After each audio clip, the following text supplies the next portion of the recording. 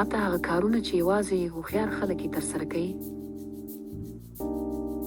اول هوښیار خلک پوهیږي چې که له منفي فکره کسانو سره ملګرتیا پیل کړي خپله به منفي شي او د یوه کار تر کېدو به په نه کېدو زیات باور پیدا کړي.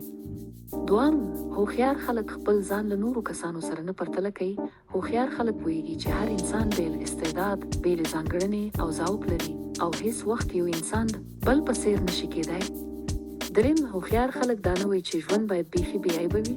هوښیار خلک پوهیږي چې ژوند کې ستونزې او بریاوې دواړه شته. هغه ژوند چې ستونزې پکې نه وي بریاوې هم نه لري.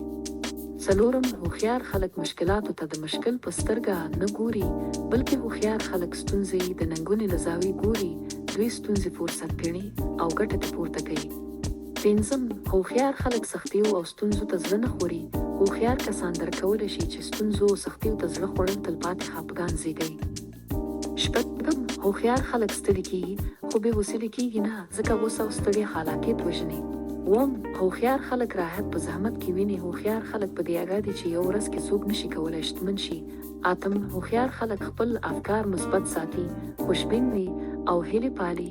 دوی هیڅ وخت منفي افکارو ته اجازه نه کوي چې په ذهن یې غالبه وکړي او ژوند یې تریخ کړي.